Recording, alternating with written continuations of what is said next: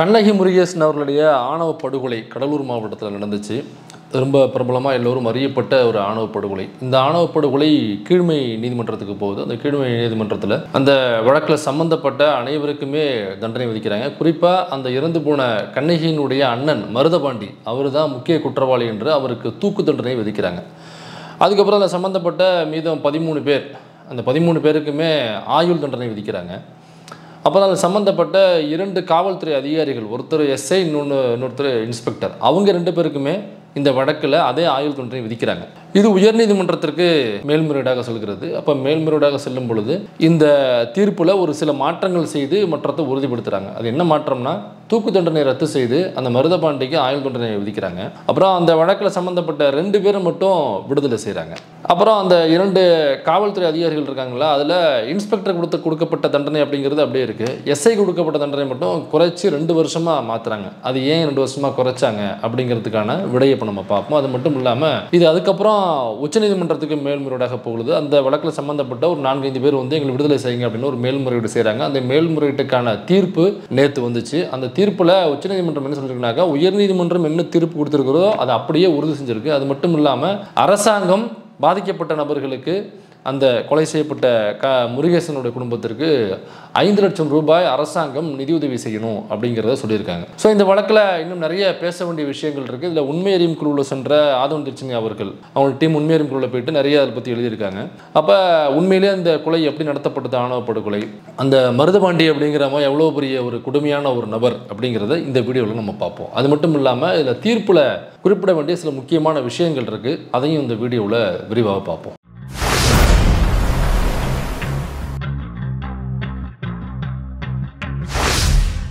இந்த ஆணவ படுகொலை நடந்த நாள் 8/7/2003 அன்று இந்த ஆணவ படுகொலை நடக்குதுங்க. அப்போ 8/7/2003 அன்று இந்த ஆணவ படுகொலை நடக்குதுனாக்கா அதற்கு முன்னாடி ஒரு 2 நாளைக்கு முன்னாடி நான் வர்றேன். 6/7/2003 அன்னைக்கு உன் மவன் எங்க அப்படின்னு சொல்லிட்டு அவருடைய அப்பா, முருகேசனுடைய அப்பா சாமிக்கண்ணு, அவர்கிட்ட போய் கேட்குறாங்க, உன் மவன் எங்க அப்படின்னு சொல்லிட்டு அவரை போய் மிரட்டி கேட்குறாங்க. மவன் எங்கே போயிருக்கான்னு தெரிலையா அப்படின்னு அவர் சொல்கிறாப்புல. இல்லை, உன் மவன் எனக்கு உடனடியாக வேணும் அப்படின்னு கேட்டவுடனே, எதற்காகங்கய்யா என் பையனை தேடுறீங்க, ஒரு வம்பு சண்டைக்கும் போக மாட்டானே, எதற்காக தேடுறீங்க அப்படின்னு கேட்கும்பொழுது, உன் பையன் எங்ககிட்ட ஒரு 10,000 ரூபாய் வட்டி காசு வாங்கினா, இப்போ எங்களுக்கு உடனடியாக அவசரமாக அந்த காசு தேவைப்படுது, அதனால் உன் பையன் காசு வாங்கிட்டு இங்கே ஓடி போயிட்டான், ரொம்ப நாளாக ஆகுது வாங்கி, வட்டிக்கு விட்டு அதுக்கு குட்டி போட்டு நிறைய வந்து நிற்கிது, எனக்கு உடனடியாக பண தேவை இருக்குது, உன் பையனை காமி காசை வசூல் பண்ணிட்டு நான் கிளம்புறேன் அப்படின்னு அந்த கண்ணகியினுடைய அண்ணன் மருதபாண்டி சில நபர்களை கூப்பிட்டு வந்து கேட்குறான். சாமிக்கண்ணுக்கு ஒன்றும் புரியல. 10,000 ரூபாய் கடன் வாங்குற அளவுக்கு பையனுக்கு ஒன்றும் தேவைகள் இல்லைங்களே, இருந்தால் கூட பரவாயில்லைங்களா, அப்படி ஒன்றும் தேவைகளும் இல்லை அவனுக்கு, எதற்காக வாங்கினா எப்படி வாங்கினான்னு தெரியலைங்களையா, சரி நீங்கள் போங்க, நான் விசாரித்து எங்கே இருக்கான்னு பார்த்து கூட்டிகிட்டு வர்றேன் அப்படின்னு சொன்னோன்னே, இல்லை உடனடியாக எனக்கு உன் பையன் வேணும், அந்த பணம் எனக்கு உடனடியாக தேவைப்படுது அப்படின்னு சாமிக்கண்ணுக்கு எதுவும் தெரியாது. கண்ணகி முருகேசனுடைய காதல் இது எதுவுமே அவருக்கு தெரியாது. அப்போ சரி 10,000 ரூபாய் ஏதோ பையன் உண்மையிலே கடன் வாங்கியிருக்கான் போல் இருக்குன்னு நினச்சிக்கிட்டு, சரிங்க நான் என் பையன் வந்து அவங்களுடைய அத்தை வீட்டில் இருக்கலாம், இல்லை சொந்தக்காரவங்க வீடு இருக்குது பக்கத்தில், அங்கே இருக்கலாம், நான் என்னென்னு போய் பார்த்து கூட்டிகிட்டு வர்றேன் அப்படின்னு சொல்லிட்டு சட்டையை போட்டு கிளம்புறாரு. அவர் சொன்ன சொந்தக்காரவங்க வீடு எதுன்னா வண்ணாங்குடிக்காடு அப்படிங்கிற ஒரு ஊர். கரெக்டாக அந்த சம்பவம் நடந்துச்சு இல்லைங்களா, கண்ணகி முருகேசனுடைய ஊர் இருக்கு இல்லைங்களா, அந்த ஊர்லேருந்து வண்ணான்குடிக்காடு அப்படிங்கிறது கிட்டத்தட்ட 25 கிலோமீட்டர் தொலைவில் இருக்குது. கண்ணகியுடைய ஊர் தான் புதுகூரைப்பேட்டை, முருகேசனுடைய ஊர் குப்பநத்தம். இப்போ இந்த ஊர்லேருந்து 2 பக்கத்தில் உள்ள ஊர் தான். முருகேசன் என்கிற அந்த இறந்து போன நபர் பிஇ கெமிக்கல் இன்ஜினியரிங் படித்த ஒரு நபர், பெங்களூரில் ஒரு 7,000 ரூபாய் சம்பளத்துக்கு வேலை பார்த்து கொண்டிருக்கிறாரு. அவர் இப்போ இருந்தாருனாக்க பல லட்சம் சம்பளத்தில் வேலை செய்யக்கூடிய ஒரு நபராக இருந்திருக்கிறார். இப்போ பட்டியல் சமூகத்தில் அதுவும் ரொம்ப குறிப்பிட்ட ஒரு உட்கிராமத்தில் உள்ள ஒரு குடும்பத்திலிருந்து பொருளாதார ரீதியாக ரொம்ப விளிம்பில் இருக்கக்கூடிய ஒரு குடும்பம். அந்த குடும்பத்தில் ஒரு கெமிக்கல் இன்ஜினியரிங் ஒருத்தர் படிச்சிருக்காரு அப்படின்னாக்கா எவ்வளவு தெளிவாக எவ்வளவு கல்வி அறிவு உடைய நபராக அவர் இருந்திருப்பார் முருகேசன் என்பவர். கண்ணகியும் வந்து பிகாம் முடிச்சிருக்காங்க, ஒரு டிகிரி முடிச்சிருக்காங்க. அவங்க 2 பேரும் ஒரே கல்லூரியில் படிச்சிருக்காங்க, சிதம்பரத்தில் நினைக்கிறேன். அப்படி படிக்கும்பொழுது தான் அவங்களுக்குள்ள அந்த காதல் என்பது மலர்ந்திருக்கிறது. இப்போ இவங்களை தேடி வண்ணாங்குடிக்காடு என்கிற ஊருக்கு இவர் சட்டையை போட்டு கிளம்புறாரு. முருகேசனுடைய அப்பா சட்டையை போட்டு கிளம்புறாரு. போய் பார்த்தோம்னாக்கா வண்ணாங்குடிக்காடில் இவர் சொன்னது மாதிரி அவங்க சொந்தக்காரங்க வீட்டில் தான் முருகேசன் அங்கே தங்கி இருந்திருக்கிறாரு. இப்போ இவர் போனதுக்கு அப்புறம் என்ன பண்ணியிருக்காங்கனாக்கா, மறுநாள் நம்ம வேல்முருகன் அப்படின்னு முருகேசனுடைய சகோதரர் வேல்முருகன் எங்கேயோ போயிட்டு வந்திருக்காப்புல, வெளியூர் போயிட்டு, அவரை மறைச்சிக்கிட்டு அதே அந்த மருதபாண்டி என்கிற கண்ணகியினுடைய சகோதரன் இன்னொரு 10-15 பேர் கூட்டிக்கிட்டு வேல்முருகன்ட்ட அவங்க அண்ணன் எங்கே அப்படின்னு கேட்கும் பொழுது, தெரியலைங்க நான் வெளியூர் போயிட்டு வர்றேன், எங்கே இருக்கான்னு தெரியல, என்ன விஷயம் அப்படின்னோடனே அவங்க அண்ணன் என்கிட்ட பணம் வாங்கியிருக்கான், திரும்ப தரணும், 10,000 வாங்கினா தரவே இல்லை அப்படின்னோடனே சரிங்க நான் பார்த்தா வர சொல்கிறேன் அப்படின்னு சொல்லிட்டு வேல்முருகன் போயிட்டாப்புல. இவங்க விடாமல் பின்னாடியே துரத்திட்டு போய் வேல்முருகன் வீட்டுக்குள்ளே அவர் சட்டையை கழட்டி போடும்பொழுது சட்டையை எடுத்து சட்டை பேக்கெட்டுக்குள்ளே கையை விட்டு அந்த பஸ் டிக்கெட்லாம் எடுத்து பரிசோதிச்சு பார்த்துருக்காங்க. உண்மையிலேயே எங்கே போயிட்டு வரான், பக்கத்தில் தான் போயிட்டு வரானா சொன்னது மாதிரி, அல்லது வேறு எங்கேயாவது வெளியூர் போயிட்டு வரானா அப்படின்னு பயங்கர தேடுதலில் இருந்திருக்காங்க. அப்போ சீட்டெல்லாம் எடுத்து பார்த்துட்டு வேல்முருகன் சொல்கிறது உண்மைதான் அப்படிங்கிறத புரிஞ்சுக்கிட்டு சரி எனக்கு உடனடியாக அவங்க அண்ணன் வேணும் அப்படின்னோடனே இல்லைங்க எங்கே இருக்கான்னு தெரியலைங்க நான் வந்தோடனே சொல்கிறேன் அப்படின்னு ரொம்ப சொல்லியிருக்காப்புல வேல்முருகன். அதுக்கப்புறம் இல்லை நீங்கள் வா முதல்ல வெளியில் வா அப்படின்னு சொல்லிட்டு வெளியில் கூப்பிட்டு வந்து பக்கத்தில் உள்ள ஒரு போர் செட் ஒன்று அங்கே போனோடனே அங்கே மைதானத்தில் பசங்க கிரிக்கெட் விளாண்டுட்டு இருக்கானுங்க. அது எல்லாருமே அந்த கண்ணகி ஒரு சமூகத்தை சார்ந்தவர், முருகேசன் பட்டியல் சமூகத்தை சார்ந்தவர். அதனால் கண்ணகியினுடைய சமூகத்தை சார்ந்தவர்கள் தான் கிரிக்கெட் விளாண்டுருக்காங்க பெரும்பாலும். இப்போ மருதபாண்டி அங்கே போனோடனே கிரிக்கெட் விளையாண்ட பல பேரும் மருதபாண்டி கூப்பிட்டேன்னு எல்லாம் வந்துட்டாங்க, பேட்டு ஸ்டிக்கெல்லாம் எடுத்துகிட்டு. இப்போ வேல்முருகனை அந்த போர் செட்டில் உள்ளே போட்டு லாக் பண்ணி அவருடைய கை காலெலாம் கட்டி போட்டு அவரை பயங்கரமாக தாக்குதல் செய்கிறாங்க. அடித்து உங்கள் அண்ணன் எங்கே எங்கள் அண்ணன் எங்கே அப்படின்னு சொல்லிட்டு ரொம்ப அடித்து கேட்குறாங்க. அவருக்கு ஒன்றும் புரியல. ஐயா நான் அவுத்து விடுங்க, நான் போய் எங்கள் அண்ணனை எங்கே இருக்கான்னு பார்த்து கூப்பிட்டு வரேனாங்க. இல்லை உங்கள் அண்ணன் வந்தால் தான் உன்னை விடுவோம் அப்படின்னு கட்டி போட்டு அடிக்கிறாங்க. இப்போ கட்டி போட்டு அடித்ததுக்கப்புறம் ஐயாசாமி அப்படின்னு அவர் தான் முருகேசனுடைய சித்தப்பா. இப்போ ஐயாசாமி வர்றார். இப்போ ஐயாசாமியை கூப்பிட்டு எங்கே என்ன ஏதுன்னு விசாரித்தோன்னே இல்லை நீங்கள் வேல்முருகனை முதல்ல அவுத்து விடுங்க, அவுத்து விட்டிங்கனாக்கா நான் போய் எங்கே இருக்கான்னு பார்த்து கூப்பிட்டு வரேன். முருகேசனுடைய அப்பா தேடி போயிருக்காரு இல்லைங்களா, நான் பின்னாடி போகிறேன், போய் இருந்தாங்கனாக்கா நான் அவரை கூப்பிட்டு வர்றேன் அப்படின்னு. இல்லை நீங்கள் கூப்பிட்டு வந்தால் தான் நான் வேல்முருகனை அவுத்து விடுவேன், அது வரைக்கும் வேல்முருகன் இங்கே இருக்கணும்னு சொல்லி கட்டி போட்டாங்க, அடித்து நல்லா காயப்படுத்தி.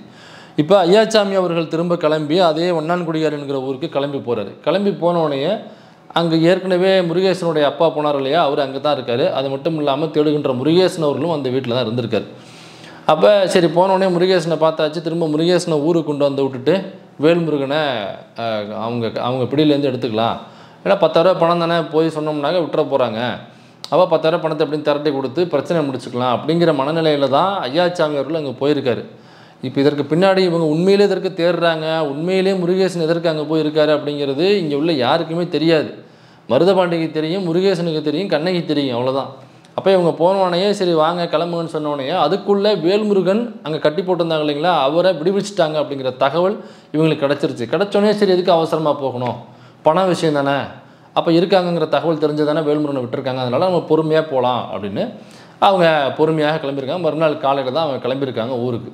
இப்போ ஊருக்கு போனோடனே அங்கே போய் பார்த்தோடனே முருகேசன் மருதபாண்டியை பார்க்குறதுக்கு பயந்துக்கிட்டு அவர் வரல, அவரை தூரமாக வச்சுட்டு ஐயாசாமி தான் போய் பார்த்துருக்காப்புல. பார்த்தோடனே எங்கே முருகேசன் எங்கே அப்படின்னோடனே ஐயா 10,000 பணம் தானேங்கய்யா, பையன் வந்துட்டான், பணத்தை நாங்கள் கொண்டாந்து தந்துடுறோம், எப்படியாவது கரெக்ட் பண்ணி கொண்டாந்து தந்துடுறோம் அப்படின்னு அவர் சொல்லியிருக்காரு. இல்லை உடனடியாக அவனை கூப்பிட்டு அப்படின்னு. சரி எதை நேராக பார்த்து அவர் வாயால் வாக்குமூலம் கேட்குறாங்க போல அப்படின்னு நினச்சிட்டு அவரும் முருகேசனை போய் கூப்பிட்டுருக்காரு. முருகேசன் வர பயந்து கொண்டு வரவில்லை. முதல்ல ஐயாசாமி ரொம்ப வற்புறுத்தி ஏன்பா பண விஷயம் தானே, எதற்காக நீ இவ்வளோ பயப்படுற, முதல்ல நீ வா வந்து சொல்லிட்டு வந்தீங்கன்னாக்கா ஒன்றும் பிரச்சனை இல்லை, ஒரு 4 நாள் 1 வாரம் கெடு வாங்கிட்டு கொண்டு கொடுத்துடலாம் அப்படின்னு ரொம்ப வற்புறுத்தி அவர் தான் கொண்டு போய் அதை ஒப்படைக்கிறார். எனக்கு அதுக்கு பின்னாடி நடக்க போகுது, என்ன நடந்துச்சு எதுவுமே அவருக்கு தெரியாது. கொண்டு போய் ஒப்படைச்ச உடனேயே முருகேசனை தாக்க ஆரம்பிச்சிட்டாங்க. யார் இந்த மருதபாண்டி அந்த கும்பல் வந்து முருகேசனை பயங்கரமான கொடூர தாக்குதல், கொலைவெறி தாக்குதல் பண்ண ஆரம்பிச்சிட்டாங்க. ஐயாசாமிக்கும் முருகேசனுடைய தந்தை சாமிக்கண்ண அவர்களுக்கும் ஒன்றும் புரியல. ஏன் 10,000 பணம் வாங்கியிருக்கான், சரி ஓகே வட்டி குட்டி போட்டாலுமே எப்படியாவது கடன் உடனே வாங்கி நம்ம அடைச்சிடலாமே, இதுக்கு இவ்வளோ கொலைவெறி தாக்குதல் பண்ணுறாங்க அப்படிங்கிறது உண்மையிலேயே உங்களுக்கு புரியல. அதுக்கப்புறம் முருகேசனை கட்டி போடுறாங்க, கையையும் காலையும் கட்டி போட்டு வாயில் துணி வச்சு பயங்கரமாக அடித்து அதுக்கப்புறமா வாயில் உள்ள துணி எடுத்துகிட்டு எங்கே அப்படின்னு சொல்லி மட்டும் கேட்குறாங்க. இவங்களுக்கு புரியல. சாமிக்கண்ணவர்களுக்கும் ஐயாசாமிக்கும் முருகேசனுடைய சொந்தக்காரங்களுக்கும் இது வரைக்குமே என்ன நடக்குதுங்கிறதே அவருக்கு புரியல. அதுக்கப்புறம் ரொம்ப அடித்து துன்புறுத்தி கேட்குறாங்க. முருகேசன் எனக்கு தெரியாது எனக்கு தெரியல அப்படிங்கிற பதிலை மட்டும்தான் சொல்லிக்கிட்டு இருக்கார். அதுக்கப்புறம் என்ன பண்ணுறாங்க, அங்கே இந்த நெய்வேலி பக்கம்லாம் பார்த்திங்கன்னா சுரங்கம், அந்த நெய்வேலி சுரங்கத்தில் அடியில் கோல் இருக்கா அப்படின்னு செக் பண்ணுறதுக்கு ஒரு 300 400 500 அடிக்கெல்லாம் ஆழமாக ஒரு கிணறு மாதிரி தோண்டுவாங்க. சின்னதாக ஒரு கொஞ்சம் அகலத்தில் ஒரு ஆள் உள்ளே இறக்கலாம், அந்தளவுக்கு ஒரு அகலம் வச்சு தோண்டுவாங்க. தோண்டி அதில் இருக்கா இல்லையா அப்படின்னு செக் பண்ணுறதுக்கு அது 300 400 அடி இருக்குன்னு வச்சுங்களேன். அப்போ அந்த அடி அந்த குழி இருக்கு இல்லைங்களா, அந்த குழியை கொண்டு போயிட்டாங்க, பக்கத்தில் உள்ள குழி கொண்டு போய் அவரை தலைகீழ கட்டி முருகேசனை கயிற்றுல கட்டி உள்ளே இறக்குறாங்க. கொஞ்சம் தூரம் கட்டி இறக்கிட்டு திரும்ப தூக்கிட்டு எங்கன்னு கேட்குறாங்க. இல்லை எனக்கு தெரியாது அப்படின்னு சொல்கிறாரு. திரும்ப இறக்குறாங்க. திரும்ப இறக்கும் பொழுது ரொம்ப ஆழத்தில் வரைக்கும் அவரை உள்ளே இறக்கிட்டாங்க. ஸோ அந்த ஆழத்தில் இறக்கும் பொழுது அது அகலம் கம்மியாக இருக்கும், ஆழம் ரொம்ப அதிகமாகும். ஸோ கொஞ்சம் தூரம் வரைக்கும் தான் நம்மளால் ப்ரீத் பண்ண முடியும். ரொம்ப கீழே போயிடுச்சுனாக்கா ப்ரீத்திங்கே ரொம்ப கஷ்டமாக இருக்கும். அந்தளவுக்கு ரொம்ப ஆழத்தில், அந்த ஆழம் 300 அடி ஆழம் உள்ள அந்த இது அவங்க இறக்குனது. அப்போ அது வரைக்கும் இறங்கினோடனே அவரால் மூச்சு விட முடியல, தடுமாறி இருக்கார், ரொம்ப கஷ்டமாக இருந்திருக்கு அவருக்கு. அப்புறம் தூக்கின உடனேயே வெளியில் வந்து தான் ப்ரீத்தை அவுட் பண்ணியிருக்காரு. ரொம்ப கஷ்டப்பட்டு மூச்சு விட்டு அதுக்கப்புறம் முடியாதமாக இருக்கும் பொழுது அவர் எங்கே கண்ணகி இருக்காள் என்கிற அந்த உண்மையை அப்போ தான் அவர் சொல்கிறாப்புல. மூங்கத்துறை படகு அப்படிங்கிற ஊரில் தான் கண்ணகி இருப்பதாக முருகேசன் சொல்கிறார். அங்கே இவங்களுடைய சொந்தக்காரன் இன்னொருத்தவங்க சொந்தக்காரங்க வீடு, அங்கே தான் கண்ணகி இருப்பதாக சொல்கிறாங்க. இப்போ எல்லோருக்கும் சரி ரைட்டு, அப்போ இந்த பொண்ணுக்கு இவனுக்கு ஏதோ காதலாக இருக்குது, அதனால் பையன் கொண்டு போய் அங்கே ஒழிச்சு வச்சுருக்கான் போல் இருக்கு. ஓகே பரவாயில்ல, உண்மையை சொல்லிட்டான், அதனால் பிரச்சனை முடிஞ்சிருச்சு, இப்போ வேல்முருகனையும் விட்டுட்டாங்க, இவ பையனை முருகேசனையும் விட்டுருவாங்க அப்படின்னு சொல்லிட்டு அவங்க ஆத்ம திருப்தியாக ஒரு உள்மூச்சு விட்டுருக்காங்க அவங்க. ஆனால் சொன்னதுக்கு அப்புறமும் அவங்க விடலை. அதுக்கப்புறம் முருகேசனை இன்னும் பயங்கரமாக கடுமையாக தாக்கியிருக்காங்க. தாக்கும் பொழுது அவங்க சொன்ன வார்த்தைகள் என்னன்னாக்கா, பொண்ணை கூப்பிட்டு வந்தவனையே அவனை வச்சு எரிச்சிட வேண்டியதாண்டா அப்படின்னு சுற்றி உள்ள எல்லாருமே அதை பற்றி பேசியிருக்காங்க. சொன்னோடனே மறுபடியும் என்ன பண்ணியிருக்காங்க, ஐயாச்சாமியை அப்போவே வண்டியில் தூக்கி போட்டு அந்த மூங்கத்துறை படகு இருக்குது பார்த்தீங்களா, அங்கே கூட்டு போயிருக்காங்க. கிட்டத்தட்ட 150 மைல் தொலைவு உள்ள ஊர் தான் மூங்கத்துறை படகு. திரும்ப ஐயாச்சாமியை காரில் தூக்கி போட்டு அந்த பாண்டித்துறையனுடைய ஆட்கள் எல்லாமே கூட்டு போயிருக்காங்க, மருதபாண்டியனுடைய ஆட்கள் எல்லாமே தூக்கி போட்டு கொண்டு போயிருக்காங்க. கொண்டு போயிட்டு மூங்கத்துறை படகுல போனவொடனே அங்கே கிட்டத்தட்ட நைட்டு ஒரு 1:30-2:30 மணி இருக்குன்னு நினைக்கிறாங்க. அவங்க போய் சேரும் பொழுது சேர்ந்தவொடனே அங்கே பொண்ணு இருப்பதை பார்த்துட்டாங்க. இப்போ கண்ணகியை தூக்கி காரில் உட்கார வச்சுட்டாங்க. காரில் உட்கார வச்சு மூங்கத்துறை படகுலேருந்து ஊர் வர்றதுக்குள்ளே அந்த கண்ணகியை வந்து அவ்வளோ டார்ச்சர் பண்ணியிருக்காங்க அந்த காருக்குள்ளே. இப்போ டார்ச்சர் பண்ணி தான் கொண்டாந்து கண்ணகியை கொண்டாந்து இறக்குறாங்க. அப்போ இறக்கும் பொழுது நேரடியாக ஊருக்குள்ளே போகாமல் வண்டி ஒரு முந்திரி தோப்புக்குள்ளே வண்டி போயிருக்கு. முந்திரி தோப்புக்குள்ளே வண்டி போனாக்கா அங்கே கிட்டத்தட்ட ஒரு ஒரு 300-400 பேரை சுற்றி நிற்கிறாங்க. சுற்றி நிற்கும் பொழுது நடுவில் முருகேசனுக்கு வந்து ஆடை இல்லாமல் அவிழ்க்கப்பட்டு அவருடைய உள்ளாடையோட மட்டும் கட்டி வைக்கப்பட்டிருக்காங்க. அவருடைய வாய் கட்டப்பட்டிருக்கு, அவருடைய கை கால்கள் பயங்கரமாக கட்டப்பட்டிருக்கு. ஒரு கொலைவெறி தாக்குதலுக்கு உள்ளாகி இறப்பை நோக்கி காத்து கொண்டிருக்கிற ஒரு போன்ற ஒரு தோரணையில் உடம்பு முழுவதும் ரத்தத்தோடு அங்கே முருகேசனை முட்டி போட வச்சு அவங்க வச்சுருக்காங்க. இப்போ கண்ணகி போனவொன்னே என்ன பண்ணாங்கனாக்கா, சரி ஐயாச்சாமி என்ன நினச்சிட்டாரு, சரி பையனை அப்படி கொண்டு வந்தாச்சு, பொண்ணையும் கொண்டு வந்து ஒப்படைச்சாச்சு, எப்படியும் பையனை முருகேசன் இதுக்கப்புறம் விட்டுருவாங்க அப்படின்னு நினச்சிட்டு இருக்காரு. நினச்சிட்டு இருக்கும் பொழுதே ஐயாச்சாமியை தான் முதல்ல கொண்டு போய் கட்டினது. அப்போ முருகேசனை எங்கே வச்சுருக்காங்களோ அதுலேருந்து கொஞ்சம் தூரம் தள்ளி ஒரு மரம் இருக்குது, அதில் ஐயாச்சாமியை கொண்டு போய் இறுக்கி வச்சு கட்டிடுறாங்க. இப்போ கண்ணகியை இன்னொரு ஒரு மரம் இருக்குது, அதில் கண்ணகியை கட்டிடுறாங்க, முருகேசன் இன்னொரு மரத்தில் வச்சு கட்டிடுறாங்க. இப்போ 3 பேரையும் கட்டினதுக்கப்புறம் அந்த ஊரே ஒன்று கூடி என்ன செய்யுதுன்னா, விஷத்தை கொண்டு வந்து அதில் முருகேசனுடைய வாயில் ஊற்றுறாங்க. ரொம்ப மல்லு கட்டி முருகேசனுடைய வாயில் அந்த விஷத்தை ஊற்றுறாங்க. விஷத்தை குடித்ததுக்கப்புறம் கொஞ்சம் நேரத்தில் துடிக்க முருகேசனுடைய இறப்பு நடைபெறுது. அதுக்கப்புறம் கண்ணகியினுடைய வாயில் விஷத்தை ஊற்ற ட்ரை பண்ணுறாங்க. கண்ணகி வாயை திறக்காமல் பல்ல நல்லா இருக்க கடிச்சிக்கிட்டு வாயை திறக்காதனால, அதுக்கு ஒத்துழைக்காதனால அவங்க என்ன பண்ணுறாங்கன்னா, கண்ணகியை 4 பேர் சேர்ந்து பிடிச்சிக்கிட்டு கண்ணகியோட காதில் விஷத்தை ஊற்றுறாங்க. அதுக்கப்புறம் மல்லாக பிடிச்சிக்கிட்டு மூக்கில் விஷத்தை ஊற்றிட்டாங்க. ஸோ இவங்க 2 பேருக்கு அது நடக்குது. முருகேசனுக்கு நடந்த அந்த கொடூரத்தை முருகேசனுடைய அம்மாவும் முருகேசனுடைய அத்தை அவங்க 2 பேரும் என்ன பண்ணுறாங்கனாங்க, இதற்கு முன்னாடியே நாளே உன் பிள்ளைய எரிச்சு கொண்டுட போகிறோம் அப்படின்னு சொல்லி மிரட்டுறாங்க இல்லைங்களா. அப்போ அவங்க 2 பேரும் என்ன பண்ணுறாங்கனாக்கா, போலீஸ் ஸ்டேஷனுக்கு போகிறாங்க. பக்கத்தில் விருதாச்சலம் போலீஸ் ஸ்டேஷனுக்கு போயிட்டு, ஐயா இந்த மாதிரி ஒரு கொடுமை நடந்துக்கிட்டு இருக்குது அப்படின்னு சொல்கிறதுக்காக போகிறாங்க. இவங்க 2 பேரும் போனவொடனே அங்கே உள்ள காவல்துறை அதிகாரிகள் இருக்காங்கல்ல, சட்டம் தன் கடமையை செய்யும் என்கிறது நோக்கில் போனவொடனே அதை எப்படிப்பா பட்டியல் சமூகத்தினுடைய அந்த சாதியினுடைய பேரை சொல்லி இவன் அந்த இடைநிலை சமூகத்தினுடைய அந்த பெண்ணினுடைய சாதியினை சொல்லி அந்த அச்சியை வந்து லவ் பண்ணி கல்யாணம் பண்ணிக்கிட்டா அது எப்படி அவங்க சும்மா விடுவாங்களா அப்படின்னு சொல்லி வந்தவங்க மேலேயே கேஸ் போடுறதுக்கு முற்பட்டு அவங்கள வந்து மிரட்டி அனுப்பிச்சிட்டாங்க. ஸோ முருகேசனுடைய அம்மாவும் அத்தையும் இதை பார்த்தவொடனே ஓகே நமக்கு ரைட்டு, இங்கே வந்து நீதி கிடைக்காது, ஏன்னா நம்ம இப்போ தான் கம்ப்ளைண்ட் கொடுக்க வர்றோம், நம்ம வர்றதுக்கு முன்னாடி நம்மளை பற்றி யாரோ இதை சொல்லி வச்சுருக்காங்க, அதனால தான் நம்மளை பார்த்த உடனே இந்த ஸ்டேட்மெண்ட் அவர் நம்மளை பார்த்து சொல்கிறாரு, அதனால் இங்கே நமக்கு நீதி கிடைக்காது அப்படின்னு சொல்லிட்டு தான் திரும்ப ரிட்டர்ன் ஆகிறாங்க ஊருக்கு போயிட்டு அந்த கண்ணகியினுடைய அப்பா வந்து அந்த ஊருடைய பிரசிடெண்ட் அவர்கிட்ட போய்ட்டு காலில் கையில் விழுந்து எப்படியாவது சமாதானப்படுத்தலான்னு சொல்லிட்டு 2 பேரும் அவருடைய காலில் கையில் விழுந்து பிடிக்குன்னு சொல்லிட்டு போய் காலில் விழுந்து கெஞ்சி கதறாங்க. அவர் பல கெட்ட வார்த்தைகளை சொல்லி முருகேசனுடைய அம்மாவையும் அத்தையையும் வயிற்றிலே போட்டு மிதித்து ஒரு பிள்ளையை விட வளர்க்க தெரியாத அப்படின்னு சொல்லி நிறைய கெட்ட வார்த்தைகள் சொல்லி பேசி அவளை விரட்டிடுறாங்க. அதனால் அந்த பிள்ளையை நாங்கள் கொண்டுடுறோம் அப்படிங்கிற ஸ்டேட்மெண்ட்டையும் அவங்க சொல்லியிருக்காங்க. இப்போ மறுநாள் இவங்க கொன்னதுக்கப்புறம் இப்போ கொல்லும் பொழுது இவங்க 2 பேரும் தூரமாக நின்று ஒரு மரத்தினுடைய ஒரு ஒரு ஒரு அகலமான மரத்துக்கு பின்னாடி நின்றுட்டு ஒளிஞ்சு நின்று இதெல்லாம் பார்த்துக்கிட்டு இருக்காங்க.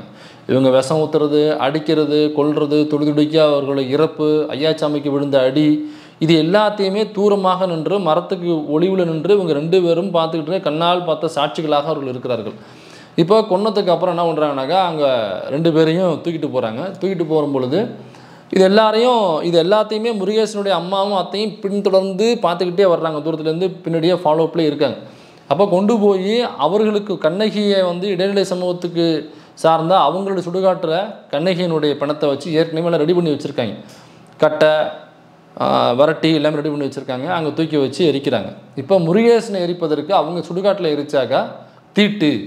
அப்போ மனிதன் இறந்தாலும் தீட்டு, வாழ்ந்தாலும் தீட்டு என்பது கொடுப்ப. அவன் வாழும்பொழுதும் எப்படி அவன் வந்து இன்னொரு சமூகத்தில் உள்ள பெண்ணை காதலிக்கக்கூடாது, காதலிச்சாக்கா அது தீட்டு என்று தான் இந்த கொலை நடக்குது. செத்ததுக்கு அப்புறமும் அந்த பிணத்தை எரிக்கக்கூடாது தங்களுடைய சுடுகாட்டில். எரிச்சாக்கா சுடுகாடு தீட்டாடும் அப்படிங்கிறதுனால அதில் வேற ஒரு சுடுகாட்டில், அங்கே சுடுகாட்டுக்கு ஓரமாக உள்ள ஒரு வாய்க்கால் ஓரமாக உள்ள ஒரு இடத்துல அங்கே தான் ஏற்கனவே ரெடி பண்ணி வச்சுருக்காங்க. அங்கே வச்சு முருகேசன் உடலை எரிக்கிறாங்க. ஸோ எரிஞ்சுக்கிட்டு இருக்கு. எரிக்கும் பொழுதே வந்து பலரும் வந்து இங்கே நகர்ந்து போயிடுறாங்க. அதுக்கப்புறமா முருகேசனுடைய அம்மாவும் அத்தையும் கிட்ட போய் பார்க்குறாங்க. முருகேசனுடைய உடல் வந்து முழுமையாக எரிஞ்சிருக்கு. அப்போ ஒரு போலீஸ்காரர் வர்றாரு. போலீஸ்காரர் வந்து அந்த முருகேசனுடைய எரிஞ்சிட்டு இருக்கும் பொழுது எரிஞ்சு அணைஞ்சதுக்கப்புறம் பூட்ஸால் அப்படி நகர்த்தி விட்டு பார்க்குறாரு. சில இதெல்லாம் நகர்த்தி விட்டு பார்க்குறாரு. பார்த்துட்டு அதுக்கப்புறம் போயிடுறாரு. அதுக்கப்புறமா தான் முருகேசனுடைய அம்மாவும் அத்தையும் கிட்ட போய் பார்க்குறாங்க. பார்க்கும்பொழுது நெஞ்சுக்கூடு மட்டும் சரியாக எரியாமல் இருந்திருக்கு.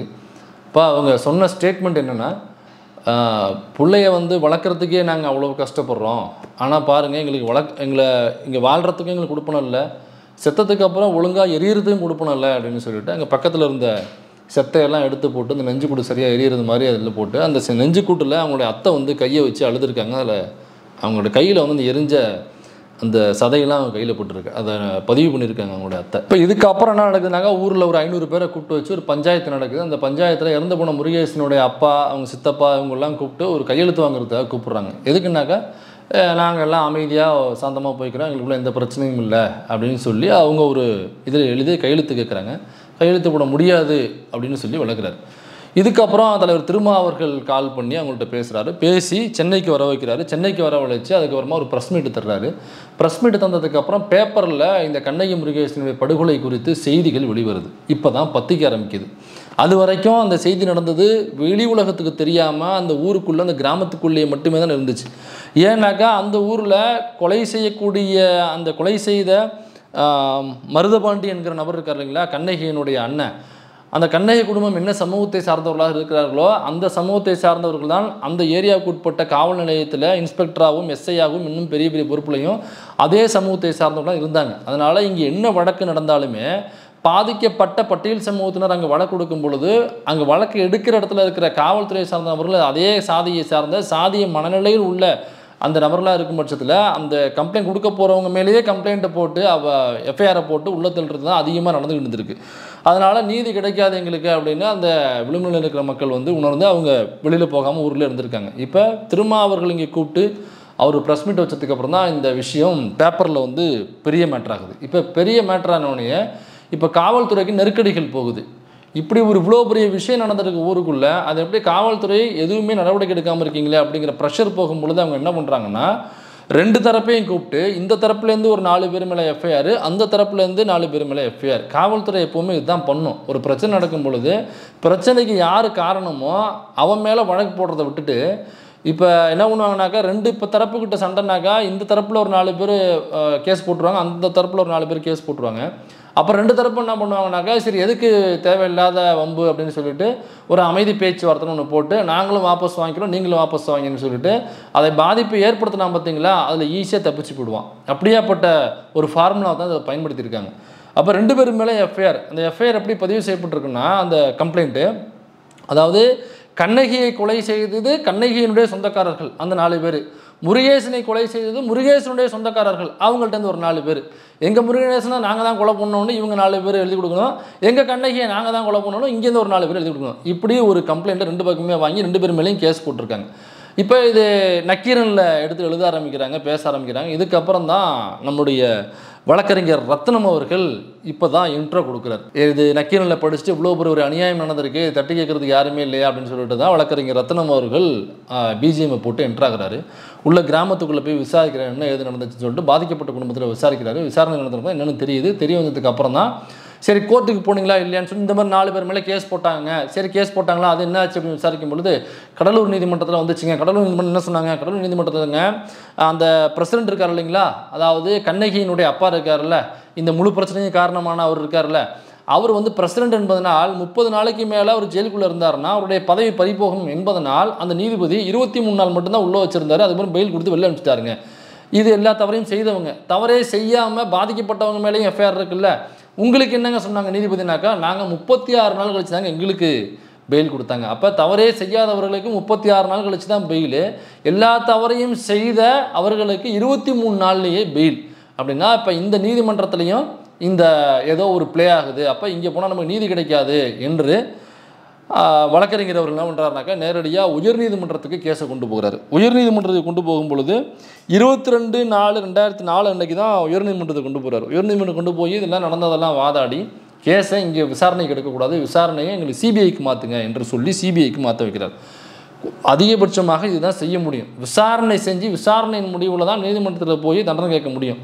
அப்போ இந்த விசாரணையில் தவறு இருக்கிறது எங்களுக்கு, எனக்கா அந்த காவல்துறை அதிகாரிகள் அதே சாதியை சார்ந்தவர்களாக இருக்கிறார்கள், குற்றம் செய்தவர்கள சாதியை சார்ந்தவர்கள் இருக்கிறார்கள், அதனால் எங்களுக்கு நீதி கிடைக்க வாய்ப்பு குறைவு என்று நாங்கள் அச்சப்படுகிறோம். அதனால் எங்களுடைய இந்த அச்சத்தை நீங்கள் கணக்கில் எடுத்துக்கிட்டு இது சிபிஐக்கு மாற்றுங்க என்று சொல்லி வாதாடி அதை சிபிஐக்கு மாற்றுகிறார் வழக்கறிஞர் அவர்கள். இதுக்கு இடையில் இந்த விசாரணையை முடக்குவதற்கு அல்லது பாதிக்கப்பட்ட நபர்கள் மூலமாக இந்த கேஸை வாபஸ் வாங்க செய்வதற்கு பலர் மூலமாக நெருக்கடிகள் கொடுக்கப்பட்டிருக்கு அந்த பாதிக்கப்பட்ட முருகேசனுடைய குடும்பத்திற்கு. இதில் ஒரு பக்கம் நெருக்கடி யார் கொடுத்தாங்க, அன்புமணி ராமதாஸ் நேரடியாக அந்த நெருக்கடியை கொடுத்துருக்கிறார். அது யார் மூலமாகனா தனவேல் அப்படின்னு சொல்லிட்டு ஒரு ஐஏஎஸ் ஆஃபீஸரு, அதுவும் புதுவுரைப்பேட்டையை சேர்ந்தவர் தான். அந்த ஊரில் இருந்துட்டு ஒரு ஐஏஎஸ் ஆஃபீஸ் படித்து இப்போ இருக்கார். அதே கம்யூனிட்டியை சார்ந்தவர், அதாவது அந்த கண்ணகி எந்த கம்யூனிட்டியோ இடைநிலை கம்யூனிட்டியோ அதே கம்யூனிட்டியை சார்ந்தவர் தான் இந்த தனவேல் ஐஏஎஸ் அவர்களும். இந்த தனவேல் ஐஏஎஸ் வந்து யாருன்னாக்கா, இதற்கு முன்னாடி ஒரு ஃப்ளாஷ்பேக் இருக்குது தனவேல் ஐஏஎஸ்க்கு. இந்த மாஞ்சோலையில் தொழிலாளர்களை 17 பேரை சுட்டு கொண்டாங்க இல்லைங்களா, அதற்கு உத்தரவு கொடுத்தது இந்த தனவேல் ஐஏஎஸ் அவர்கள் தான். அப்படின்னா அந்த தனவேல் ஐஏஎஸ் அவர்கள் எவ்வளவு நேர்மையான அதிகாரியாக இருப்பார், அவருடைய மனநிலை என்னவாக இருக்கும் அப்படிங்கிறத நான் சொல்லி உங்களுக்கு தெரிய வேண்டியதில்லைன்னு நினைக்கிறேன். இந்த தனவேல் ஐஏஎஸ் வந்து அன்புமணி ராமதாஸ் அப்போ தான் மந்திரி ஆகிறாரு யூனியன் கவர்மெண்ட்டில். ஸோ அப்போ மந்திரி ஆகும் பொழுது அவர் கூடவே இந்த தனவேல் ஐஏஎஸ் இருக்கிறார். அப்போ தனவேல் ஐஏஎஸ் யாருனாக்கா இந்த கண்ணகியினுடைய அப்பா இருக்கார்ல துரைசாமி, அவருக்கு நெருங்கிய சொந்தம். இப்போ துரைசாமி என்ன பண்ணுறாருனாக்கா தனவேல் ஐஏஎஸ் மூலமாக அன்புமணி ராமதாசனுடைய காதுக்கு இந்த செய்தியை கொண்டு போய் இதை எப்படியாவது சரி கட்டணும், இதை வந்து பெருசாகக்கூடாது, விசாரணையை முடக்கணும் அல்லது விசாரணையை வந்து மடைமாற்றி விடணும், அதற்கு உங்களுடைய மந்திரி பதவியை நீங்கள் எங்களுக்கு பயன்படுத்தணும் அப்படின்னு சொல்லிட்டு அவருடைய காதுக்கு ப்ரெஷர் கொடுத்து அன்புமணி ராமதாஸ் மூலமாக பல மிரட்டல்களும் அல்லது பல சமாதான பேச்சுவார்த்தைகளும், இதை பெரிதுபடுத்த வேண்டாம் என்ற பல சமாதான பேச்சுவார்த்தைகளும் இப்படி எண்ணற்ற பல விஷயங்கள் வந்திருக்கு. இது ஒரு பக்கம் போயிட்டுருக்கு. இதுக்கு இடையில் அந்த சிபிஐ விசாரணையை முடிக்குது. அந்த சிபிஐ விசாரணை முடிவில் கீழமை நீதிமன்றம் என்ன பண்ணுறதுனாக்கா, அந்த சம்மந்தப்பட்ட மருதபாண்டி அப்படிங்கிற கண்ணகியினுடைய அண்ணன் இருக்கா இல்லைங்களா, அந்த கொடூர கொலைகாரனுக்கு மரண தண்டனையை விதிக்கிறது. அது மட்டும் இல்லாமல் கண்ணகியினுடைய அப்பா துரைசாமி உட்பட மீதம் இருந்த நபர்கள் 13 பேர் 14 பேர் நினைக்கிறேன், அல்லது 15 பேர் நினைக்கிறேன், அவங்க எல்லாருக்குமே ஆயுள் தண்டனை விதிக்கிறது. அதாவது சாகும் வரை ஜெயிலில் இருக்கணும் அவங்க. அது மட்டும் இல்லாமல் இதில் சம்மந்தப்பட்ட இன்னும் 2 பேர் இருக்காங்க பாருங்க, அந்த இன்ஸ்பெக்டர் எஸ்ஐ, இன்ஸ்பெக்டர் பேர் செல்லமுத்து, எஸ்ஐ பேர் தமிழ்மாறன். இவங்க இந்த 2 பேருக்குமே அந்த கேஸ்குள்ளே இருக்கிறதுனால அவங்க 2 பேருக்குமே ஆயுள் தண்டனை விதிக்கிறது. அதாவது குற்றவாளிகளுக்கு என்ன தண்டனையாக கொடுத்தாங்களோ ஆயுள் தண்டனை கொடுத்தாங்க இல்லைங்களா, அதே ஆயுள் தண்டனையை இந்த சம்மந்தப்பட்ட அதிகாரிகளுக்கும் கொடுக்குது. இதுதான் ரொம்ப முக்கியமான பாயிண்ட், நோட் பண்ண வேண்டிய பாயிண்ட் இதுதான். ஏன்னாக்கா இந்த காவல்துறை அதிகாரிகள் அந்த குற்றம் செய்தவர்களுடைய அதே சாதியை சார்ந்தவர்கள் என்பதனால் இவங்களுடைய வேலையான சட்டத்தை பாதுகாப்பது, மக்களை பாதுகாப்பது என்பதை கடந்து சாதியை பாதுகாப்பது, அதற்காக கொலை செய்பவர்களை பாதுகாப்பது, அதற்காக குற்றம் பாதிக்கப்பட்டவர்களை மீண்டும் பாதிப்புக்கு உள்ளாக்குவது என்று ஒட்டுமொத்த சட்டத்தையும் இந்த கையில் எடுத்துக்கிட்ட அந்த 2 காவல்துறையை சார்ந்த இன்ஸ்பெக்டர் எஸ்ஐ செல்லமுத்து தமிழ்மாறன் 2 பேருக்குமே அதே ஆயுள் தண்டனை விதித்தது தான் ரொம்ப குறிப்பிடத்தக்கது. ஏன்னா அந்த யூனிஃபார்ம் மாட்டிட்டாலே சட்டம் நம்ம கையில் இருக்குது, நாம் சொல்கிறதா அந்த மக்கள் வந்து கேட்கணும். நம்மளால் என்ன மாதிரியான கேஸை வேணாலும் ஒருத்தன் மேலே போட முடியும். ஒரு 100% அக்மார்க்கான ஒரு நல்லவன் இருக்கான் அப்படின்னா கூட அவனை ஏதோ ஒரு கேஸை போட்டு அவனை 100% அக்மார்க்கான ஒரு பொறுக்கியாகவோ ஒரு கொலைகாரனாகவோ அல்லது மோசமான நபராகவோ நம்மால் மாற்ற முடியும். அவனுக்கு தவறே செய்யாமல் இருந்தால் கூட தண்டனை வாங்கி கொடுக்க நம்மால் முடியும். அந்த எஃப்ஐஆர் போடுற பேனா என்கிட்ட தான் இருக்குது என்கிற அந்த ஆணவ போக்கு இருக்குல்ல, அந்த ஆணவ போக்குக்கு நடுமண்டையில் உச்சாணியில் தூக்கி ஓங்கி ஒரு கொட்டு வச்சு அந்த நீதிமன்றம். இந்த 2 பேருக்கு இந்த திமிர்லாம் வச்சுக்கூடாது. சட்டத்தை பாதுகாக்க மட்டும் தான் உன் வேலை. அதை விட்டு சாதியை பாதுகாக்கிறன்னு வந்தீங்கன்னாக்கா யாராக இருந்தாலும் எவனாக இருந்தாலும் நீ எந்த தொப்பை வேணாலும் போட்டுக்கு, எந்த யூனிஃபார்ம் வேணாலும் மாட்டிக்கு, எந்த அதிகாரத்தின் உச்சாணியில் வேணாலும் இருந்துக்கு, தவறு நிரூபிக்கப்பட்டால் அதே தண்டனை தான் உனக்கு. எனக்கு அது SC/ST ஆக்ட். அதனால் SC/ST ப்ரிவென்ஷன் ஆஃப் அட்ராசிட்டி ஆக்டில் வர்றதுனால குற்றவாளிக்கு என்ன தண்டனையோ அதையே தான் அந்த போலீஸ் அதிகாரிகளும் தண்டனையாக வரும் தவறு செஞ்சாங்க, அந்த தவறுக்கு துணை போயிருந்தால். அதனால் ஈஸியாக தூக்கி அந்த 2 பேருக்குமே ஆயுள் தண்டனையை நீதிமன்றம் எதிர்த்தது. அதுக்கப்புறம் உயர்நீதிமன்றத்துக்கு மேல்முறையீடுக்கு போகிறாங்க. உயர்நீதிமன்றம் என்ன சொல்லுதுனாக்கா, உயர்நீதிமன்றம் தீர்ப்பு வந்து 2022 அன்னைக்கு ஒரு தீர்ப்பு வருது. உயர்நீதிமன்றம் மேல்முறையீட்டில் அவங்க கொடுத்த தீர்ப்புனாக்கா சில மாற்றங்களோட அந்த தீர்ப்பை உறுதி செஞ்சாங்க. அது அந்த முக்கிய குற்றவாளி A1 மருதபாண்டி இருக்கான் பாருங்க, நேரடியாக கொலை செஞ்ச இந்த படுபாவி இருக்கான்ல, அவன் யார் என்னென்னு விசாரித்தோம்னாக்கா இந்த பூமியில் வாழ தகுதி இல்லாத நபர்களில் அவனும் ஒருத்தவன். கிட்டத்தட்ட சீமானு சவுக்கு சங்கர் மாதிரி அவங்கள விட ரொம்ப மோசமான ஒருத்தவனை நம்ம பார்க்க முடியுமான்னு யோசிப்போம்ல. அப்படியே அவங்க 2 பேரையும் விட மோசமான ஒருத்தவங்க தான் அந்த மருதபாண்டி என்கிற இந்த பூமியில் வாழ தகுதி இல்லாத ஒரு மிருகம்னு சொல்லலாம். அவனுடைய ஃப்ளாஷ்பேக் நான் கடைசியாக சொல்கிறேன். ஸோ அந்த மருதபாண்டிக்கு விதிக்கப்பட்ட மரண தண்டனையை குறைச்சி ஆயுள் தண்டனையாக மாற்றுறாங்க. அதாவது சாகுமுறை ஜெயிலில் இருக்கணும், மரண தண்டனை கிடையாது, அதை குறைக்கிறாங்க. அது மட்டும் இல்லாமல் அந்த 13 பேர் உட்படன்னு சொன்னோம் பார்த்தீங்களா, 13 பேர் 15 பேர், அதுலேருந்து 2 பேர் மட்டும் விடுதலை செய்கிறாங்க. அதுக்கப்புறம் இந்த இன்ஸ்பெக்டர் செல்லமுத்துக்கு கொடுத்த ஆயுள் தண்டனை இருக்குல்ல, அந்த தண்டனை அப்படியே தான் இருக்குது. ஆனால் எஸ்ஐக்கு கொடுத்த எஸ்ஐ தமிழ்மாறனுக்கு கொடுக்கப்பட்ட ஆயுள் தண்டனை இருக்குல்ல, அதை மட்டும் குறைச்சி 2 வருஷமாக மாற்றினாங்க. இப்போ இந்த 2 பேரை விடுதலை செஞ்சது, மரண தண்டனையை ஆயுள் தண்டனையை குறைச்சது, அப்புறம் எஸ்ஐ தமிழ்மாறனுக்கு கொடுக்கப்பட்ட ஆயுள் தண்டனையை 2 வருஷமாக குறைச்சது, இது சில பேர் வந்து விமர்சித்து எழுதுகிறாங்க. இப்போ எஸ்ஐ தமிழ்மாறனுக்கு ஏன் தண்டனையை குறைச்சி கொடுத்தாங்க அப்படின்னா, இப்போ இன்ஸ்பெக்டர் செல்லமுத்து இருக்கார் இல்லைங்களா, அவருடைய கட்டளையை தான் அந்த சப் இன்ஸ்பெக்டர் செஞ்சாகணும். அவர் என்ன கொடுக்குறாரோ அதை ஒபே பண்ண வேண்டியது அவருடைய வேலை, அதுதான் அவருடைய வேலை. அப்போ இதில் முழு குற்றத்தையும் தமிழ்மாறன் செஞ்சிருக்க வாய்ப்பு இல்லை. இன்ஸ்பெக்டர் என்ன சொல்லியிருக்காரோ அதை தான் எஸ்ஐ செய்ய முடியும். அதனால் இந்த குற்றத்தில் வந்து செல்லமுத்து சொன்னதை அவர் செஞ்சிருக்காரே தவிர ஓனாக அவருடைய ஐடியாலஜிலேருந்து அவருடைய செயல்பாட்டிலிருந்து தமிழ்மாறன் எஸ்ஐயால் செய்திருக்க முடியாது. அதனால் தமிழ்மாறனுக்கு 2 வருட தண்டனையாக நான் குறைக்கிறேன், ஆனால் இன்ஸ்பெக்டர் செல்லமுத்து கொடுக்கப்பட்ட அதே தண்டனை உறுதி செய்யப்படுகிறது என்று உயர்நீதிமன்றம் இந்த தண்டனையை உறுதி செய்யுது. அதுக்கப்புறம் உச்சநீதிமன்றத்துக்கு அதில் சம்மந்தப்பட்ட நபர்கள் வந்து ஒரு 4-5 பேர் எங்களுக்கு தண்டனை குறைங்க அப்படின்னு சொல்லிட்டு மேல்முறையீட்டுக்கு போகிறாங்க. அந்த மேல்முறையீட்டுக்கு போன மனுவை அப்படியே தள்ளுபடி செய்கிறது உச்சநீதிமன்றம். தள்ளுபடி செய்து உயர்நீதிமன்றம் என்ன தீர்ப்பு கொடுத்துருக்கிறதோ அது அப்படியே அப்ளையில் இருக்கும். அது மட்டும் இல்லாமல் பாதிக்கப்பட்ட முருகேசன் குடும்பத்துக்கு 5 லட்சம் ரூபாய் அரசாங்கம் நிதி கொடுக்க வேண்டும் என்கிறதையும் சேர்த்து இந்த தீர்ப்பில் சொல்லியிருக்கு. அந்த தீர்ப்பு தான் நேற்று வந்த தீர்ப்பு. அதனால் இதில் இவ்வளோ விஷயங்கள் நடந்திருக்கு. இந்த மருதபாண்டி யாருன்னு நான் சொல்கிறேன். இப்போ இந்த உண்மையறியும் குழுவில் போனாங்க இல்லைங்களா, ஆதவந்திருச்சுங்க அந்த டீம் போனாங்க இல்லைங்களா, அங்கே அந்த ஊரில் உள்ள மக்கள்கிட்ட பேசி, அதாவது ஊரில் உள்ள மக்கள் மற்றும் பாதிக்கப்பட்ட கண்ணகி முருகேசனுடைய குடும்பத்தாரில் உள்ள அவங்களுடைய அப்பா சித்தப்பா அங்கே யார் இருந்தாங்க, அம்மா அத்தை, இப்படி பல பேர்கிட்ட விசாரித்து அதை நேரடியாக பதிவு பண்ணுறாங்க. அங்கே ஸ்பாட்டில் யார் இருந்தாங்களோ அவங்கள்ட்டையும் விசாரித்து அதை அப்படியே பதிவு பண்ணுறாங்க. ஸோ அப்படி பதிவு பண்ணும் பொழுது இதை பக்கத்துலேயே ஒரு 14 வயது ஒரு பொடியன் ஒருத்தவன் நின்று பக்கத்துலேயே பார்த்துக்கிட்டே இருந்திருக்கான். அவங்களுக்கு யார் என்னென்னு தெரியல. சரி ஊருக்கார பையன் அதை பார்த்துட்டு இருக்கேன்னு சொல்லிட்டு அவங்களும் ஃபஸ்ட்டு அப்படியே விட்டாங்க. அதுக்கப்புறமா அந்த இன்வெஸ்டிகேஷன் முழுசாக அவங்க கூடவே சுற்றிக்கிட்டே அப்படியே நின்றுருக்கான். அப்புறம் எல்லாம் முடிச்சதுக்கப்புறம் கேட்டிருக்கான், தம்பி நீங்கள் யார் என்னென்னு தெரியல, படிக்கிற பையன் மாதிரி இருக்கீங்க, எதுக்காக என் கூட வந்துட்டு இருக்கீங்க, சும்மா வரீங்களான்னு சொல்லி கேட்டிருக்காங்க. இல்லைங்க அப்படின்ட்டு. உங்கள் பேர் என்ன? மணிகண்டன், வயசு 14.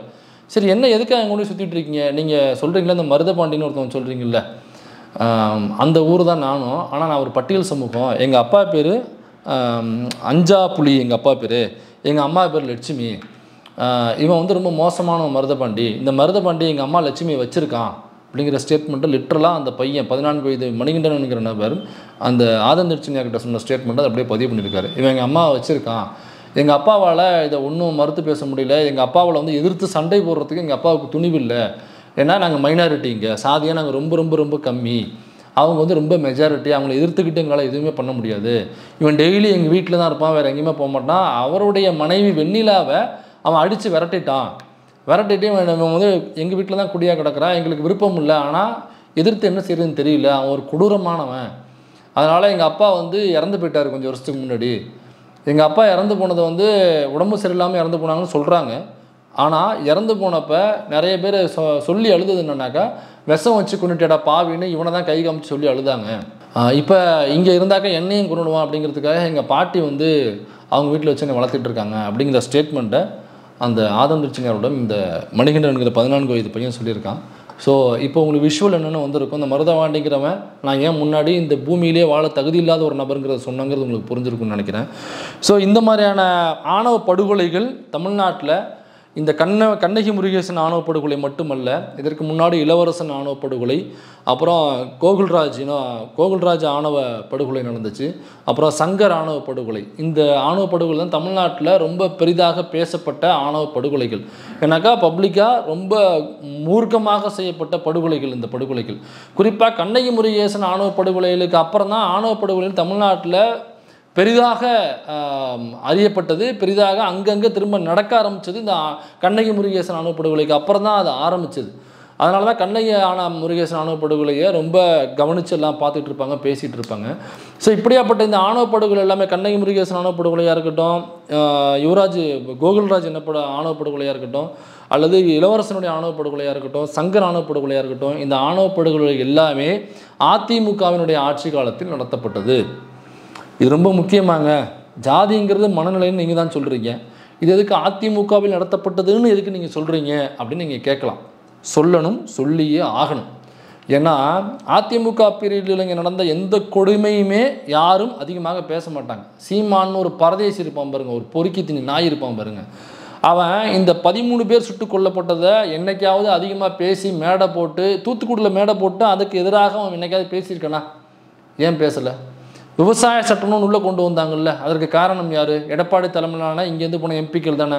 அவங்களும் பாமகவை சேர்ந்த அன்புமணி ராமதாஸும் போட்ட ஓட்டு தான் விவசாய சட்டம் வந்து மசோதா சட்டமாக மாறுனுச்சு. இதற்கு எதிராக என்னைக்காவது மேடையை போட்டு இவங்களை கிளிகள்னு கிழிச்சிருப்பானா? சிஏஎன்ஆர்சியும் இதே ஏடிஎம்கே பாமக போட்ட ஓட்டில் தான் அந்த பில்லு வந்து சட்டமாக மாறுனுச்சு. இதை என்னைக்காவது அவங்க பற்றி பேசியிருப்பானா? எம்ஜிஆர் பீரியடில் தான் வன்னியர்கள் இடஒதுக்கீட்டுக்காக போராடும் பொழுது 20க்கும் மேற்பட்ட வன்னியர்கள் சுட்டு கொல்லப்பட்டது, துடிதுடிக்க காக்கா குருவியை போல் சுட்டு கொல்லப்பட்டது எம்ஜிஆருடைய ஆட்சி காலத்தில். என்னைக்காவது இதை பற்றி மற்ற கட்சிகளோ, சீமான் போன்ற அந்த தெருப்பொறுக்கி நாய்களோ, அல்லது இப்போ ஒன்று வந்திருக்கு பாருங்கள், அந்த விஜய்னு சொல்லிட்டு ஒன்று வந்திருக்கு பாருங்கள், இவங்களோ என்னைக்காவது இதை பற்றி பேசியிருப்பாங்களா? மீனவர்களை சுட்டு கொன்னது எம்ஜிஆருடைய ஆட்சி காலத்தில் என்னைக்காவது சொல்லியிருப்பாங்களா? இப்படி நம்ம அடுக்கிக்கிட்டே போகலாம். எம்ஜிஆருடைய காலத்தில் சுட்டு கொல்லப்பட்டவர்கள், எங்கெங்கெல்லாம் துப்பாக்கிச்சூடு நடந்துச்சு, எங்கெங்கெல்லாம் கலவரங்கள் நடந்துச்சு, ஒட்டுமொத்தமாக மீனாட்சிபுரத்தில் ஜாதிய ஒடுக்குமுறை காரணமாக அதை தாங்கிக் கொள்ள முடியாமல் ஒட்டுமொத்தமாக மாசாக ஒரு கன்வர்ஷன் நடந்துச்சு, இஸ்லாத்துக்கு மாறினாங்க. அந்த மீனாட்சிபுரம் மதமாற்றம்ங்கிறது வரலாற்றில் மிகப்பெரிய ஒரு பதிவு. அது யாருடைய பேரில் நடந்துச்சு?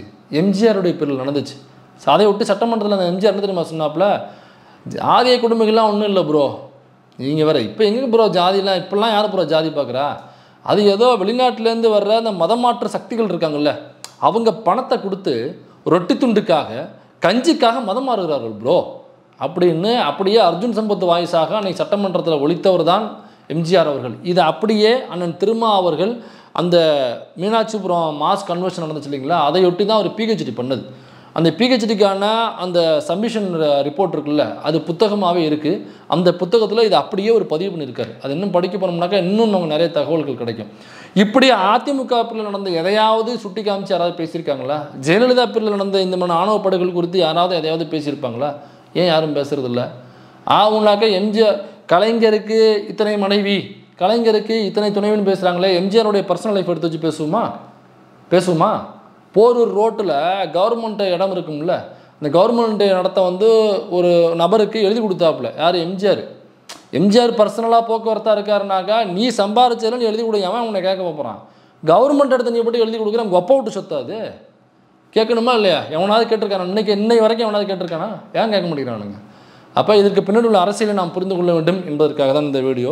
இந்த ஆணவ படுகொலை ரொம்ப முக்கியமாக இந்த தீர்ப்பில் சொல்லப்பட்டிருக்கு என்னன்னாக்கா, பாதிக்கப்பட்ட முருகேசனுடைய அம்மா, அத்தை, அப்புறம் சித்தப்பா, இவங்கெல்லாம் தான் முக்கிய சாட்சி சொல்லியிருக்காங்க.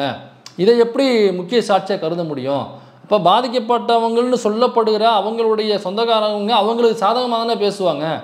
அப்போ பொதுவான சாட்சியாக இருந்தால் மட்டும்தானே நம்ம வந்து ஸ்ட்ராங்காக எடுத்துக்க முடியும் அப்படின்னு அந்த எதிர்த்தரப்பு வக்கீல் ஒரு குற்றச்சாட்டை வச்சுருக்காரு. இதை நீதிமன்றம் நிராகரித்திருக்கிறது. ஒரு ஆணவ படுகொலை நடக்கும் பொழுது அங்கு பாதிக்கப்பட்டவர்களுக்கு ஆதரவாகத்தான் சாட்சியம் சொல்ல வருவார்கள். பொதுவாக இருக்கிறவர்கள், அதாவது இந்த வழக்கில் சம்பந்தப்படாதவர்கள் ஒருவேளை இதை பார்த்தவர்களாக கண் சாட்சியாக இருந்தாங்கன்னாக்கா அவங்க வரமாட்டாங்க, பயப்படுவாங்க. இவ்வளோ பெரிய படுகொலையை நேரில் பார்த்துட்டு எப்படி சாட்சி சொல்ல ஒருத்தன் வருவான்? அப்போ அதையும் தாண்டி சாட்சி சொல்லணும்னாக்கா சம்மந்தப்பட்ட இறந்து போன பாதிக்கப்பட்டவர்களுடைய இடத்துலேருந்து அவங்க சொந்தக்காரங்க தான் முதல்ல சொல்ல வருவாங்க. அதனால் அதை இலகுவாக கடந்து விட முடியாது. அதுவும் உண்மையான சாட்சி என்று விசாரித்து அதை உண்மையான சாட்சியாகத்தான் நாம் கருத முடியும் என்று ஒரு நடுமண்டல நறுக்குன்னு கொட்டை போட்டிருக்கு. ரொம்ப முக்கியமான ஒரு ஸ்டேட்மெண்ட் இது. ஏன்னாக்கா ஆணவ படுகொலைகள் நடக்கும் பொழுது ஏன் பொதுவாக உள்ளவங்க எடுக்க மாட்டீங்கன்னாக்கா, எப்படி அந்த ஊரில் உள்ள கிராமத்தில் தான் பெருவாரியாக ஆணவ படுகொலை நடக்குது. அந்த ஊர் எப்போவுமே சாதியாக தான் இருக்கும். பட்டியல் சமூகம் மக்கள் வாழ்கிற பகுதி தனியாகவும் இடைநிலை சமூகங்கள் வாழ்கிற பகுதி தனியாகவும் தான் இருக்கும். அப்போ நடக்கும் பொழுது எப்படி ஒரு அந்த பக்கத்துலேருந்து எப்படி இந்த பக்கத்துக்கு ஒரு ஆதரவாக குரல் வரும்? ஏன்னாக்கா இங்கே இந்த சம்பவம் நடக்கும் பொழுது அதே மாதிரி அந்த இடைநிலை சமூகங்கள் வாழ்கிற பகுதியிலேருந்து தான் ஒரு ஃபோன் கால் போலீஸ் ஸ்டேஷனுக்கு போயிருக்கு. இந்த மாதிரி நடக்குதுங்கிறத அவங்க பதிவு பண்ணியிருக்காங்க. ஆனால் அது யார் அப்படிங்கிறத இது வரைக்கும் வெளியில் சொல்லலை. சொன்னாக்கா அவங்களோட உயிருக்கு ஆபத்து என்பதனால். அதை பற்றிய விசாரணையும் இந்த உண்மையறியும் குழுவும் அவங்களை தேடி போகலை. போய் தேடி யாருன்னு சும்மா புரளியாக அல்லது யாரோ ஒருத்தர் பேரை சொன்னாங்கன்னு சொல்லிட்டு ஒரு ரமேஷ் சுரேஷ்னு ஒரு பேரை போட்டால் கூட மறுநாள் அவங்களோட உயிருக்கு ஆபத்து. அப்படி இருக்கும்பொழுது எப்படி ஒருத்தவங்க இதில் பதில் சொல்ல வருவாங்க, சாட்சி சொல்ல வருவாங்க அப்படிங்கிறத நீதிமன்றம் இதில் கேட்ட கேள்வி. இதில் இறந்து போன முருகேசனுடைய அத்தை அவங்க பிறல் சாட்சியாக மாறியிருக்காங்க. பிறல் சாட்சியாக மாறினவங்களுடைய சாட்சியை வந்து நீங்கள் எப்படி கணக்கு எடுத்துப்பீங்க? அவங்க பிறல் சாட்சியாக மாறிட்டாங்கல்ல, அப்போ ரீகன்சிடர் பண்ணுங்க அப்படின்னு எதிர்த்தரப்பு வக்கீல் முன் வச்சிருக்காரு. SC/ST ஆக்டை பொறுத்த வரைக்கும், ஆணவ படுகொலைகள் சம்மந்தப்பட்ட வழக்கை பொறுத்த வரைக்கும் முதல்ல என்ன ஸ்டேட்மெண்ட் கொடுக்குறாங்களோ அதைத்தான் உறுதியாக எடுத்துக்கொள்ள முடியும். திரும்ப மாற்றி பேசுகிறாங்க அப்படிங்கிறதுக்காக மாற்றி பேசுனதை உண்மைன்னு எடுத்துக்க முடியாது. அதை கன்சிடர் பண்ணலாமே தவிர அதை உண்மைன்னு எடுத்துக்க முடியாது. அதில் புரிஞ்சுக்கணும் என்று மீண்டும் இந்த நீதிமன்றம் அதற்கும் ஒரு கொட்டு வைத்திருக்கிறது. இது ஒன்று நிறைய விஷயங்களை நீதிமன்றம் ரொம்ப கவனித்து வச்சிருக்கு. திரும்ப திரும்ப ஆணவ படுகொலைகள் வழக்கு வரும்பொழுது இதெல்லாம் மேற்கோள் காமிச்சு வாதாடுவதற்கு ரொம்ப எளிமையாக இருக்கும். இந்த பாயிண்ட்ஸ் ரொம்ப முக்கியமாக இருக்கும். அப்படியாப்பட்ட பாயிண்ட்லாம் நிறைய இருக்குது. அதனால் இந்த ஆணவ படுகொலை வழக்கில் இப்படிப்பட்ட ஒரு அற்புதமான ஒரு தீர்ப்பு வந்திருக்கு. இதையொட்டி காலனி என்கிற பேரை வந்து அழிக்கணும் அப்படிங்கிறதையும் முதல்வர் சொல்லியிருக்காரு. அப்புறம் ஊர் பேரில் உள்ள தெருப்பேர்களில் நகர் பேரில் உள்ள சாதிய பேர்கள் ஒட்டாகிற முன்னுடைய ஒட்டாகிறதால் அதையும் போக்க வேண்டும், நீக்க வேண்டும் என்று மரியாதைக்குரிய தலைவர் திருமாவர்கள் சொல்லியிருக்காரு. நம்மளுடைய கோரிக்கையுமே தான் இந்த ஆணவ படுகொலைகளுக்கு எதிராக ஒரு தனி சட்டம் ஒன்றை இயற்ற வேண்டும். சட்டமன்றத்தில் ஏற்றுங்க, யூனியன் கவர்மெண்ட் சொன்னால் செய்யாது, அதனால் சட்டமன்றத்தை ஏற்றுங்க அப்படின்னு ரொம்ப நாளாக விசிக கோரிக்கை வைத்து கொண்டிருக்கிறது. நம்மளும் அந்த கோரிக்கைக்கு வலு சேர்க்கும் விதமாக கேட்போம். என்ன செய்யுங்க பொறுத்திருந்து பார்ப்போம். நன்றி, வணக்கம்.